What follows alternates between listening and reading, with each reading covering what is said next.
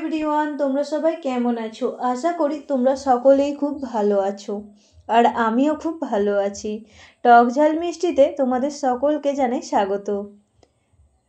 আজকে আমি তোমাদের সাথে চিকেন সেটের রেসিপিটি শেয়ার করব। দেখো, সামনেই যেহেতু বিয়ে বাড়ি, আর এই রেসিপিটা যদি তোমাদের সাথে শেয়ার না করি সেটা কিন্তু ভালো দেখায় না। তাই জন্যই ভাবলাম চলো আজকে একটু চিকেন সেটের এই রেসিপিটা তোমাদের সাথে শেয়ার করি। আশা করি তোমাদের সকলেরই খুব ভালো লাগবে। যারা যারা এখনও পর্যন্ত আমার চ্যানেলটিকে সাবস্ক্রাইব করোনি তারা কিন্তু অবশ্যই আমার চ্যানেলটিকে সাবস্ক্রাইব করে দিও। আর যদি ভিডিও ভালো লাগে তাহলে অবশ্যই একটা লাইক দিও, কারণ তোমাদের সাপোর্ট ছাড়া আমার এগিয়ে যাওয়া কখনোই সম্ভব হবে না। তাই জন্য তোমাদের সাপোর্ট কিন্তু খুবই দরকার। দেখো, প্রথমে আমি এখানে ক্যাপসিকাম আর পেঁয়াজটাকে ঠিক চিলি চিকেনে যেইভাবে কেটে থাকি ঠিক সেইভাবেই ছোট ছোট করে কেটে নিয়েছি। এখানে আমি একটা ক্যাপসিকাম নিয়েছি এবং 4টে মিডিয়াম সাইজের এরকম পেঁয়াজ নিয়েছি। প্রত্যেকটাকে ঠিক আমি এইভাবে কেটে নেব।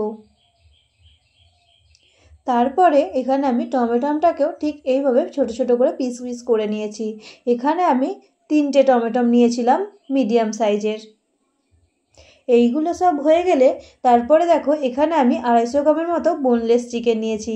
তার মধ্যে দিয়ে দিয়েছি ভিনেগার এবং দিয়েছি সয়া সস, আর দিয়েছি একটু টমেটো সস, আদা রসুন বাটা, এবং দিয়েছি ধনে গুঁড়ো, জিরে গুঁড়ো, গোলমরিচ গুঁড়ো, আর শেষে দিয়েছি অল্প একটু রেড চিলি পাউডার, এবং দিয়েছি কাঁচা লঙ্কা বাটা, আর শেষে অল্প একটু নুন। এই সবগুলোকে দিয়ে এটাকে আমি ভালো করে মাখিয়ে নেব। তারপরে যে সবজিগুলো আমি কেটে রেখেছিলাম সেগুলো এক এক করে এর মধ্যে দিয়ে দেব। প্রত্যেকটাকে দিয়ে ভালো করে মাখিয়ে নিলে কিন্তু আমাদের একটা জিনিস অলরেডি রেডি হয়ে যাবে। তারপরে একটা পাত্রের মধ্যে আমি এখানে 3টে ডিম ফাটিয়ে নিয়েছি। 3টে ডিমের মধ্যে আমি এখানে দিয়েছি অল্প একটু নুন, তারপরে দিয়েছি কর্নফ্লাওয়ার, আর দিয়েছি অল্প একটু বেসন। এই সবগুলোকে দিয়ে এটাকে আমি ভালো করে ফাটিয়ে নেব। আর শেষে এখানে আমি একটু গোলমরিচ গুঁড়ো দিয়েছিলাম, এটা আমি বলতে তোমাদেরকে ভুলে গেছি। দেখ, তোমরা এটা প্রথমেই দিয়ে দিও। তারপরে এগুলোকে সব ভালো করে গুলে নেব। দেখো, যখন দেখবো ঠিক এরকম পাতলা হয়ে গেছে তখনই বুঝতে হবে অলরেডি আমাদের ব্যাটারটা রেডি হয়ে গেছে। তারপরে এরকম কাবাবের কাঠির মধ্যে একটা করে চিকেন এবং একটা পেঁয়াজ, একটা টমেটো এবং একটা ক্যাপসিকাম এইভাবে দিয়ে আমি ঠিক এটাকে সাজিয়ে নেব। এখানে আমি 4টে চিকেনের পিস দিয়েছি এবং তারপরে এইভাবে লাগিয়ে নিয়েছি বাকিগুলোকেও। ঠিক প্রত্যেকটাকে এইভাবে আমি রেডি করে নেব। খুব সহজেই কিন্তু এটা তোমরাও রেডি করে ফেলতে পারবে। দেখো, আর এই রেসিপিটা যদি তোমাদের ভালো লাগে অবশ্যই আমাকে কিন্তু কমেন্টে জানিও। আর এর পরের রেসিপি তোমরা কি দেখতে চাও সেটাও কিন্তু অবশ্যই আমাকে কমেন্ট করে জানিও। তাহলে পরের ভিডিও আমি সেই রেসিপিটাই অবশ্যই বানাবো। দেখো, প্রত্যেকটা কিন্তু আমার অলরেডি রেডি হয়ে গেছে। তারপরে এবার আমি এটাকে কড়াইয়ের মধ্যে অল্প একটু তেল দিয়ে দিয়েছি এবং তারপর এই ব্যাটারটার মধ্যে এটাকে একটু ডুবিয়ে আর প্রত্যেকটাকে আমি ভালো করে এরকম লাল লাল করে ভেজে নেব।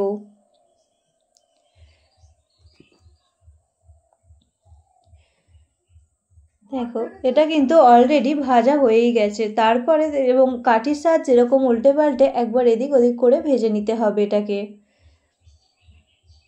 যখন দেখবো এরকম লাল লাল করে ভাজা হয়ে গেছে তখনই বুঝতে হবে এটা আমাদের অলরেডি রেডি হয়ে গেছে।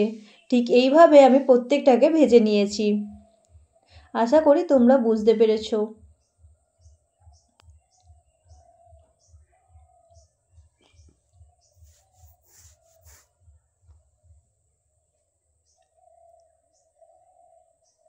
দেখো, তারপরে কিন্তু আমি এটার জন্য একটা মশলা রেডি করে নেব। সেই মশলাটা রেডি করার জন্য যখন দেখবো এগুলো প্রত্যেকটা এরকম লাল লাল ভাজা হয়ে গেছে তারপরে কিন্তু আমি একটা মশলা রেডি করে নিয়েছি, যেটা ছাড়া কিন্তু এই চাটনিটা ছাড়া কিন্তু এই রেসিপিটা একদমই ভালো লাগবে না। তার জন্য দেখো, একটা কড়াইয়ের মধ্যে আমি এখানে দিয়েছি একটু আদা রসুন কুচি।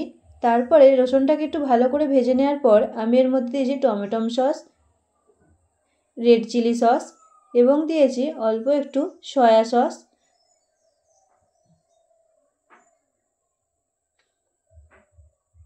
আর স্বাদ মতো নুন, এই সবগুলোকে দিয়ে ভালো করে এটাকে একটু নাড়াচাড়া করে নিতে হবে। আর একটু দিয়েছি কাশ্মীরি লঙ্কা গুঁড়ো। এই দেখো এরকম আমার কিন্তু চাটনিটা অলরেডি রেডি হয়ে গেছে। এবং তারপরে প্রত্যেকটাকে এর মধ্যে এরকমভাবে ডিপ করে নেব, তাহলেই কিন্তু আমাদের এই চিকেন চাটের রেসিপিটি অলরেডি তৈরি হয়ে গেছে।